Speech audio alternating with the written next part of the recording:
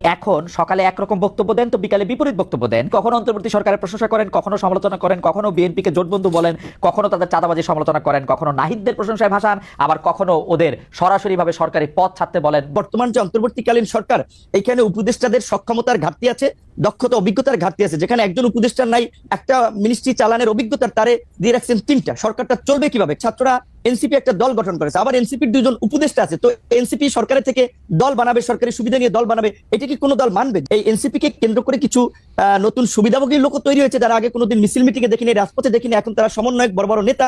এখন তারা মনে করছে যে আমরা যারা নির্বাচনের কথা বলছি তাদের খাবার তো বন্ধ হয়ে যাবে, যেই কারণে অনেকে ইন্টেনশনালি সোশ্যাল মিডিয়ায় এই ক্যাম্পেইনটা করছে যে বিপিনুর সকালে এক কথা হলে বিকেলে এক কথা। ঠিক আছে, আপনার বক্তব্য পরিষ্কার। ডক্টর ইউনূসকে 5 বছর ক্ষমতায় চাওয়া, দ্বিতীয়টি হচ্ছে বিএনপির যেসব নেতা জাতীয় নির্বাচনের দাবিতে সোচ্চার, তাদের ব্যঙ্গ করে ক্যাম্পেইন, এই দুটি ক্যাম্পেইন নিয়ে আপনার অবস্থান কি, আপনাদের অবস্থান কি? কোন চাওয়াটা বা কোন দাবির পক্ষে আপনারা, অর্থাৎ ডক্টর ইউনূসকে আরো কয়েক বছর, মানে আওয়ামী লীগের যে টেনিয়রটা থাকার কথা ছিল, জনপ্রিয়ভাবে এটি বলা হচ্ছে 2024 সালের জানুয়ারি মাসে আওয়ামী লীগ এই মেয়াদে ক্ষমতায় বসছিল, 2028 শেষে তাদের ক্ষমতার মেয়াদ শেষ হওয়ার কথা, সে পর্যন্ত ডক্টর ইউনূসের থাকাই উচিত।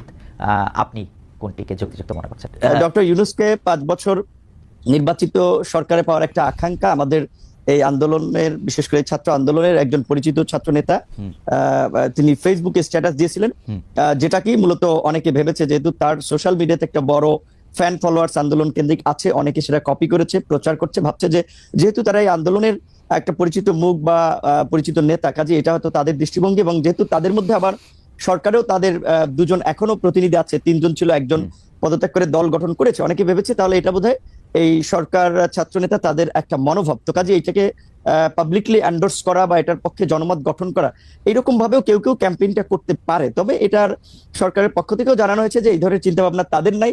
দ্বিতীয় কথা, সরকারের যদি থাকেও, এখানে আমি কিংবা সাকিব ভাইয়ের মতো আমরা যারা একটা গণতান্ত্রিক ব্যবস্থার জন্য আওয়ামী ফ্যাসিবাদের বিরুদ্ধে লড়াই করেছি, তারা তো সেটা কখনোই মানবো না, কাজে এই ক্যাম্পেইনের পক্ষে থাকার প্রশ্ন ওঠে না। এবং আপনি কি চান যে, আপনি বলছেন যে ক্যাম্পেইনের পক্ষে, আপনি চান যে ডিসেম্বর বা জুনের মধ্যেই নির্বাচন হোক, সেটা আপনি চান? আচ্ছা, আমার পজিশনটা বলছি, আপনার দুইটার একটু উত্তর দিয়ে আসি। আর সেকেন্ড একটা ক্যাম্পেইন যেটা বলেছেন যে বিএনপির যেসব নেতা ইলেকশনের জন্য খুব সরব এবং সোচ্চার, তাদের বিষয়ে নানান ধরনের একটা ক্যাম্পেইন আবার চলছে, অনেককে হেয় করা হচ্ছে, নানানভাবে প্রশ্নবিদ্ধ করা হচ্ছে।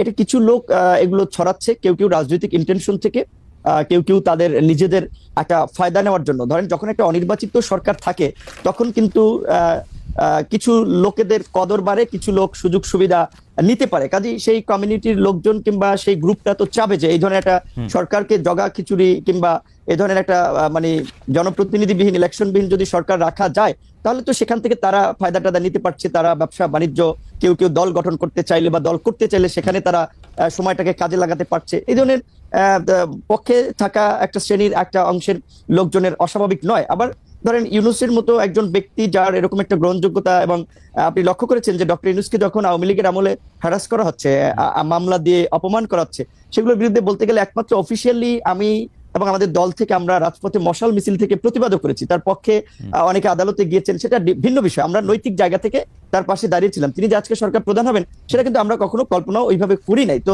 তিনি হয়েছেন, আমাদের একজন পছন্দের মানুষ ছিলেন, আমরা সবাই সন্তুষ্ট, এবং আমরা তাকে সহযোগিতা করতে চাই ওই জায়গা থেকে যে এই অন্তর্বর্তীকালীন যে এই ফ্যাসিস্ট সরকার পালিয়ে যাওয়ার ফলে যে একটা সাংবিধানিক এবং রাজনৈতিক দেশের সংকট তৈরি হয়েছিল, এই পরিস্থিতি থেকে উত্তরণের জন্য এবং জন আকাঙ্ক্ষার একটা অবাধ, সুষ্ঠু, নিরপেক্ষ নির্বাচন করার জন্য আমরা একজন নিরপেক্ষ ব্যক্তিকে ইমাম বা নেতা বানিয়েছি, যে তিনি জনগণ এবং রাজনৈতিক দলগুলোর প্রতি ইনসাফ করবেন, একটা সুষ্ঠু নির্বাচনের পথে দেশকে এগিয়ে নিয়ে যাবেন। এবং আমাদের যে প্রত্যাশা, যে রাষ্ট্রের কিছু মৌলিক সংস্কার, যেটা গত 16 বছরে আওয়ামী লীগ রাষ্ট্রের চরিত্রটাকে নষ্ট করে একটা ফ্যাসিবাদী রাষ্ট্রে পরিণত করেছে, সেই সংস্কারের জন্য আমরা বলেছি যতটুকু সময়ের প্রয়োজন সেই সময়টুকু সকল রাজনৈতিক দল, আমরা যারা গণতন্ত্রের জন্য লড়াই সংগ্রাম করেছি, ফ্যাসিবাদের আমলে লড়াই সংগ্রাম করেছি, তারা দিতে চাই।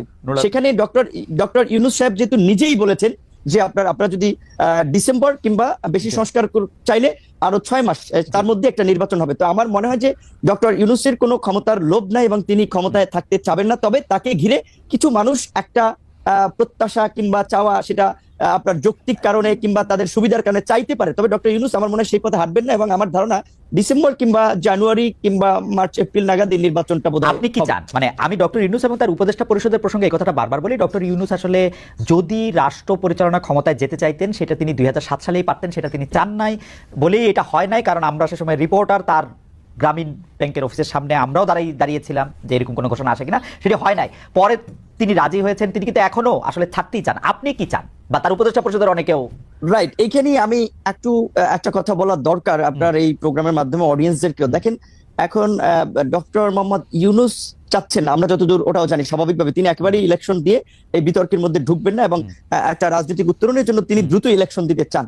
এখন তাহলে ধরেন আমাদের এই আন্দোলনের পরিচিত একজন ছাত্র নেতা, তিনি ছাত্র নেতা হলেও তার একটা দায়িত্বশীল জায়গা আছে, তিনি যখন এই স্ট্যাটাসটি দিলেন, কিংবা আজকে আমি পুরো নিউজ দেখি নাই, হেডলাইনটা দেখেছি যে স্বরাষ্ট্র উপদেষ্টার একটা বক্তব্য হেডলাইন এরকম বলেছেন যে বাংলাদেশের জনগণ এখন ডক্টর ইউনূসকে 5 বছরের জন্য চায়। রাইট। তো এখন এইটা আপনার আমি বলাটা এক ধরনের, আরেকজন বলাটা এক ধরনের, সরকারের জন্য উপদেষ্টা বলা কিন্তু অন্য মিন করে। তো তারা এই যে কিছু লোক যে ডক্টর ইউনূসের ঘাড়ে আবার বন্দুক রেখে নিজেদের ফায়দার জন্য একটা রাজনৈতিক, আমি মনে করি আরেকটা জটিলতা তৈরি করার চেষ্টা করছে, কিংবা দেশের মধ্যে আরেকটা অস্থিরতা তৈরির চেষ্টা করছে। কারণ স্বাভাবিকভাবে আমরা যারা গণতন্ত্র, ভোট এবং নির্বাচনের জন্য শেখ হাসিনার এই ফ্যাসিবাদের বিরুদ্ধে 16 বছর লড়াই করেছি, তারা তো যত দ্রুত সম্ভব একটা গণতান্ত্রিক ব্যবস্থার পুনঃপ্রবর্তন চাই, এটাও তো রাষ্ট্রের সংস্কারের একটা অংশ। সেক্ষেত্রে ইউনূস স্যার যেখানে বলেছেন ডিসেম্বরের মধ্যে কিংবা প্লাস মাইনাস 6 মাস, সেক্ষেত্রে আমি মনে করি এখন যেহেতু আমাদের সংস্কার কমিশনের জাতীয় ঐক্যমত্য যে কমিশন, তারা ইতিমধ্যেই সংস্কার নিয়ে রাজনৈতিক দলগুলোর সাথে সমঝোতার সংলাপ শুরু করেছে। সেক্ষেত্রে সরকার যদি চায় তাহলে ডিসেম্বরের মধ্যে নির্বাচন হতে পারে, সেটা কিন্তু অস্বাভাবিক না। নির্বাচনটা যত তাড়াতাড়ি হবে সেটা দেশের জন্য মঙ্গল হবে। নির্বাচনবিহীন দেশের গণতন্ত্র, স্বাধীনতা, সার্বভৌমত্ব নিরাপদ নয়, আমরা মনে করি। যেটা নির্বাচন যত তাড়াতাড়ি হবে তত দেশের জন্য মঙ্গল হবে। সেটা আপনি কি আসলেই মোসাদের টাকা পেয়েছেন জনাব নূর? অনেকে বলেছেন এই প্রশ্নটা আপনাকে করি না, আপনাকে প্রশ্নটা আগে আমাদের আপনি হাবা না বলে দেন, আমার ব্যাখ্যা দেওয়ার দরকার নাই। না আমি ব্যাখ্যা দেওয়ার দরকার আমাকে, এই কথাগুলো বারবার আনাই হচ্ছে আমাদের রাজনীতির ড্যামেজ করার জন্য। আসলে এইটা নিয়ে অনেক উত্তর দিয়েছি, ব্যাখ্যা দিয়েছি। আমি এটা বলবো যে যারা এগুলা, আমার বিরুদ্ধে অভিযোগ যে আমি আপনাকে নাকি এই প্রশ্ন কখনো করি নাই, যদি আমি আপনাকে এই প্রশ্ন অসংখ্যবার করছি, আমার বিরুদ্ধে এটা হচ্ছে আপনার অভিযোগ। অর্থাৎ আপনি কি না বললেন কিনা যে না, মানে না বলছেন না হ্যাঁ বলছেন, সেটা একটু বলুন। এটা তো প্রমাণ ভাই, এটা অসংখ্যবার বলেছে, এটা বিভ্রান্তিকর বিষয়, এটা একটা প্রোপাগান্ডা ছিল, সেটা তো প্রমাণ। ক্যান্টনমেন্টের রাজনীতির ওই প্রশ্নটা যদি আপনি বলতেন যে ক্যান্টনমেন্ট আসলে রাজনীতিতে প্রভাব বিস্তার করতেছে কিনা বা করা উচিত কিনা, একটু যদি সংখ্যায় বলেন, অনেকগুলো প্রশ্ন জমে গেছে নূর। এখন আমি ছাত্র নেতাদের মতো যদি সস্তা কথা বলি তাহলে আমার অনেক পজিটিভ কমেন্টস করবে, অনেকে বাহাবা দিবে, কিন্তু আমি বাস্তবতার নিরিখে আমি যেটা বুঝেছি, দেখেছি আমার এইটুকু বয়সে, বাংলাদেশের রাজনীতিতে ক্যান্টনমেন্টের মুক্তিযুদ্ধের পর থেকেই, বিশেষ করে সেটা সামরিক সরকার কিংবা রাজনৈতিক প্রত্যেকটি সরকারে তাদের একটা প্রভাব ছিল, এবং এই সরকার গঠনের ক্ষেত্রেও তাদের প্রভাব রয়েছে, এটা বাস্তব, এটা অস্বীকার করা ওয়ে নাই। তো কাজেই সেখানে সরকার আপনার পরিচালনার ক্ষেত্রে ক্যান্টনমেন্টের আপনার পরামর্শ, মতামত থাকতে পারে, এটা ন্যাচারাল। কিন্তু যেই বিষয়টি নিয়ে জলগুলো হচ্ছে কিংবা আলোচনা হচ্ছে, সেখানে আমার একটা বিষয় হচ্ছে যে ওই আইএসপিআর এর বিবৃতিতে কিন্তু পরিষ্কার করেছে যে সেনা প্রধান কাউকে ডাকে নাই, ওই ছাত্র নেতারাই আগ বাড়িয়ে সেনা প্রধানের আপনার সাথে গিয়েছিল। আপনি বলছেন যে এটা একটা বাস্তবতা, এই ব্যাপারে আপনার বক্তব্য আমরা শুনছি।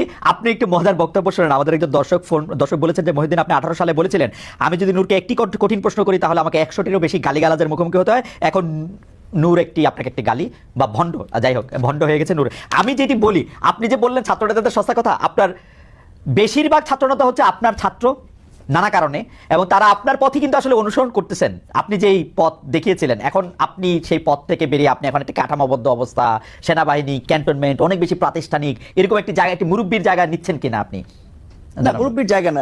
বাস্তব কথা হচ্ছে, আমি চাইলে এই সরকার যদি সেনাবাহিনীর সহায়তা ছাড়া রাষ্ট্র পরিচালনা কিংবা সামনে একটা অবাধ, সুষ্ঠু, নিরপেক্ষ নির্বাচন, এটা সম্ভব নয়। কাজেই শুধু প্রতিপক্ষ করে তো লাভ নাই। সেনাবাহিনী, পুলিশ বলেন, অন্যান্য প্রতিষ্ঠানগুলো বলেন, তাদের সাথে নিয়ে আলাপ আলোচনা এবং সবাই মিলেই একটা অবাধ, সুষ্ঠু, নিরপেক্ষ নির্বাচন, এই সংকট এবং সামনের ভবিষ্যৎ এটা নির্ধারণ করতে হবে। সেখানে ছাত্র, এই 2-4 জন ছাত্র যেভাবে সামরিক বাহিনীকে একটা প্রতিপক্ষ বানিয়ে দিয়েছিল, এবং আরো 2-4 জন ইউটিউবাররা বাইতুল মোকাররম থেকে ক্যান্টনমেন্ট অভিমুখে যাত্রা করার জন্য একটা উস্কানি দিয়েছিল, এটা যদি হইতো বাংলাদেশে তো আরেকটা অন্যরকম পরিস্থিতি তৈরি হতো। সাকিব ভাই যেটা বলেছে, সেনাবাহিনী যদি এই আন্দোলনে শেষের দিকে সমর্থন না দিত তাহলে গৃহযুদ্ধ হতো। আপনি বন্দুকের সামনে যদি সামরিক বাহিনীও যদি বলতো যে আগামী কালকে থেকে তারাও অস্ত্র, আপনার তাদের সর্বাত্মক প্রস্তুতি নেমে যেত, কি পরিস্থিতি হতো চিন্তা করতে পারতেন? একটা নির্ঘাত গৃহযুদ্ধ। হয়তো আমরা জয়লাভ করতাম পারতাম, সেটা ভিন্ন বিষয়। কিন্তু এই ব্লাডশেড থেকে রক্ষার জন্য সেনাবাহিনী তো একটা ইতিবাচক ভূমিকা নিয়েছে, যেমনি একটি ভূমিকাটি নিয়েছিল 90 সালে, যেমনি নিয়েছিল 75-এ, যেমনি নিয়েছিল 71-এ। সেই সেনাবাহিনীকে মুখোমুখি করার কোনো আমাদের আছে বলে আমি মনে করি। জনাব নূর, আপনার বক্তব্য পরিষ্কার। আমরা আবারও একটি কমন প্রশ্ন আপনাদের দুজনকে করতে চাই। এবার আপনাকে দিয়ে আমরা শুরু করতে চাই। ডক্টর ইউনূস সরকার প্রধান হিসেবে নরেন্দ্র মোদীর সঙ্গে বৈঠক করেছেন।